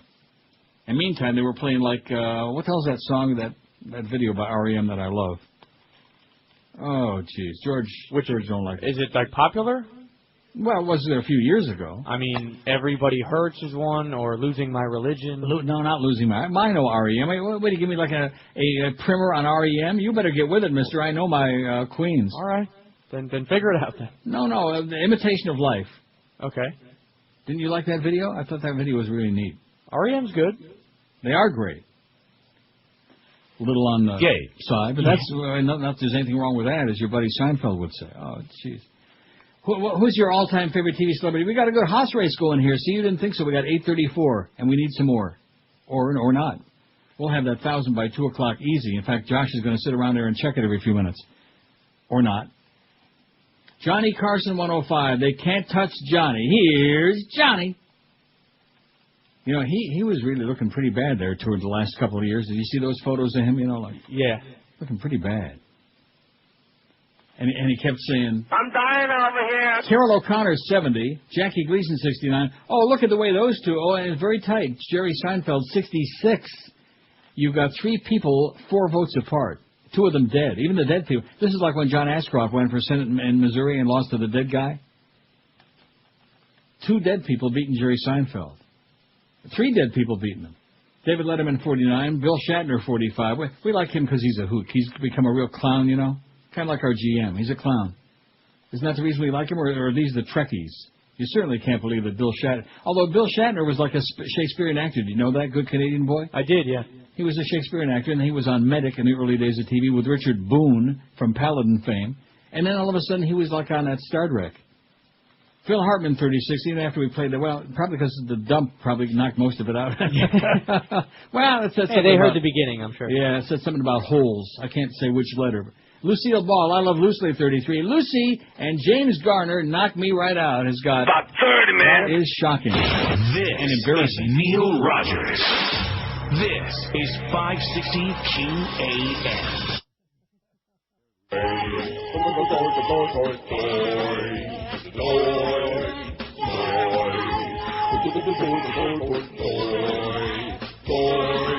I can't get over what that Huey said today.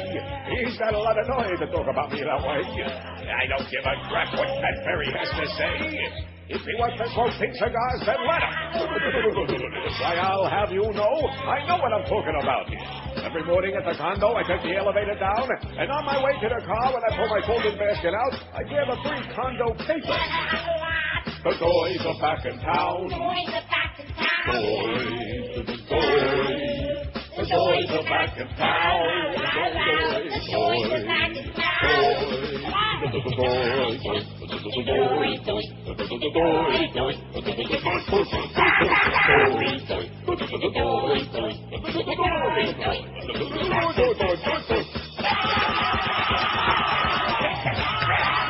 I said the boys are back in town. Why, you little... Ah, my God, alone, you sport old fool. I know everything that's going on in that news. Why, I even know all the new Mahjong rules. I'm hip to the jive, Daddy-O. Too bad they're going back today. It's the better show when I take your place. I know I ain't no Ed Hoyley, but when they drop, my voice will change. You little smoothie.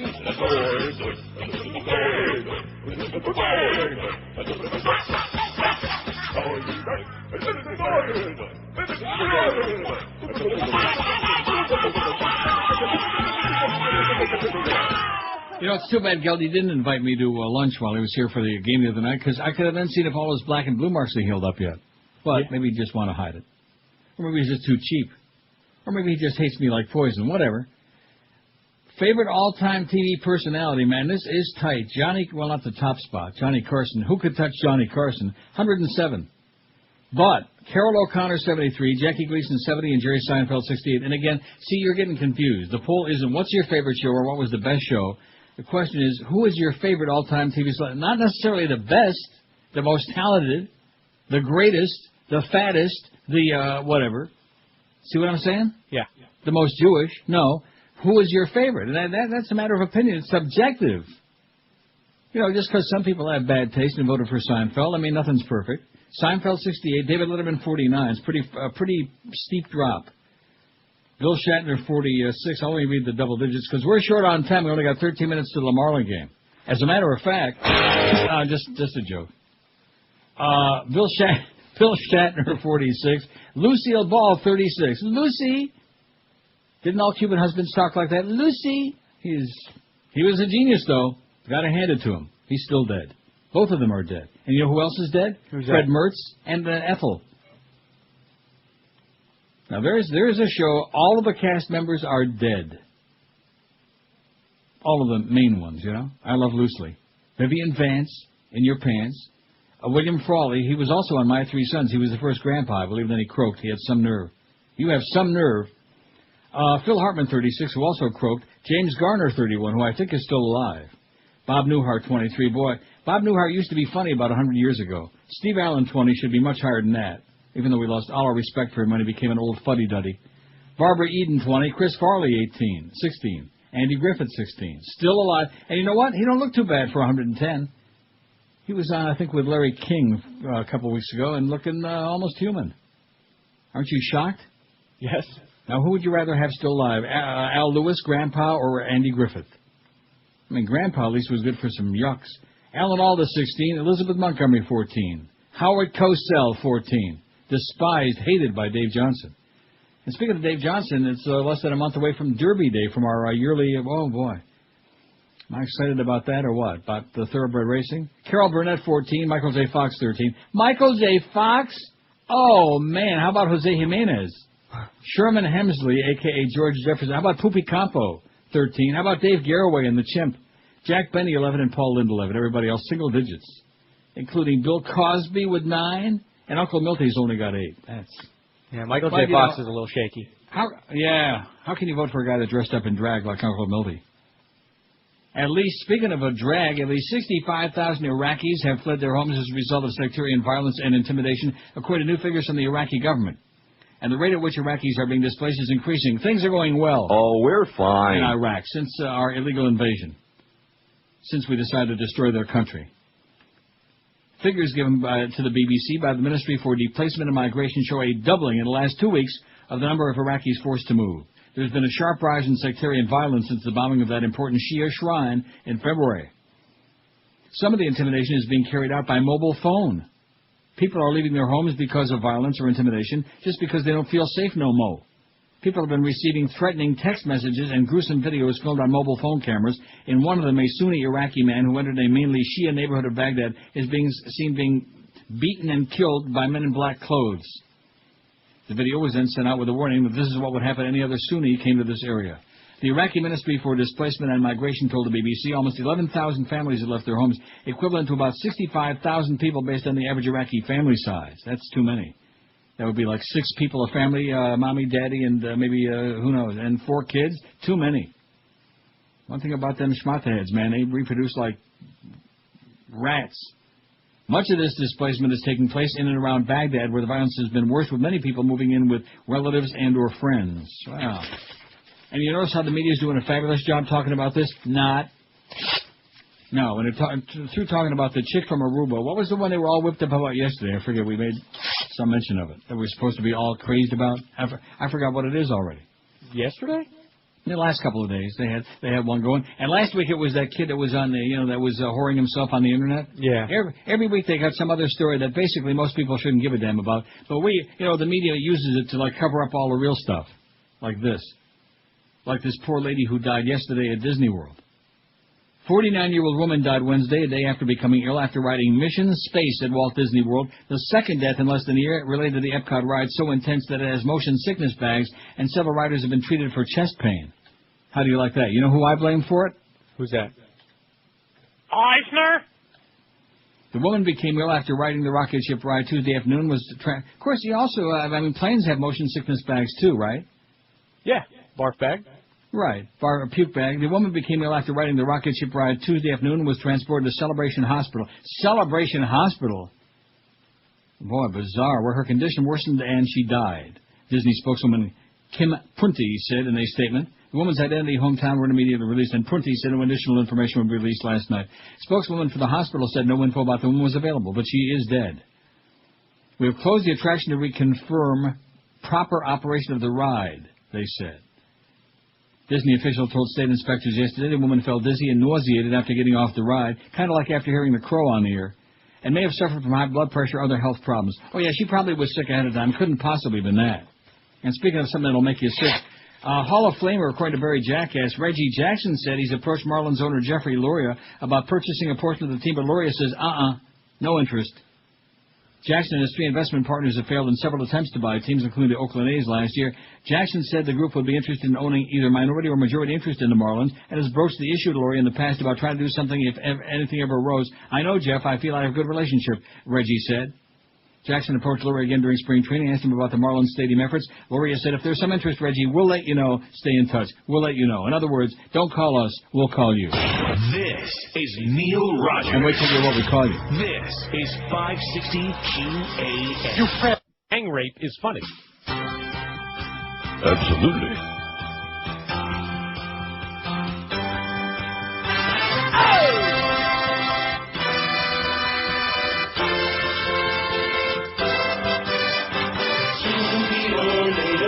Soon he's gonna get you. Sooner or later, soon he's gonna get you. Sooner or later, soon he's gonna get you.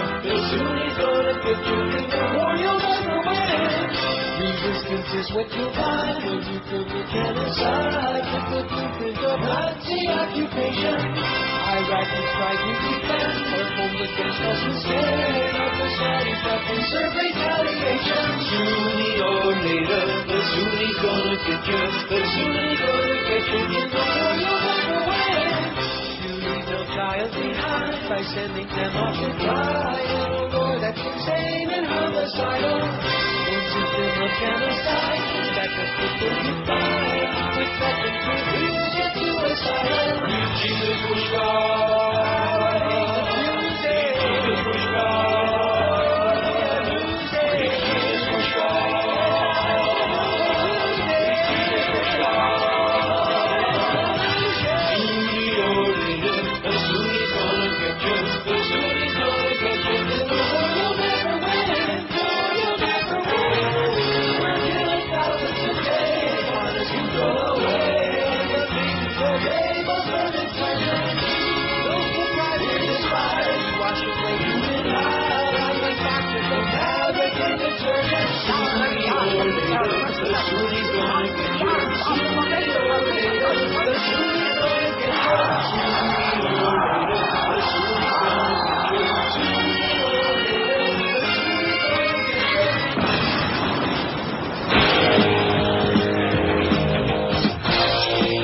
We sure don't have too much time for any of this, do we? Well, it's about that time. It's almost that time. Marlins pregame coming up next. Marlins and the Padres. Be there, or David Sampson's going to come to your house and cry on your doorstep for a week. Mad Dog from the Sofa Kings after the game. That's the Sofa Kings. Guess who just got back today? Them wild-eyed boys that have been away. Sports Radio 560 WQAM.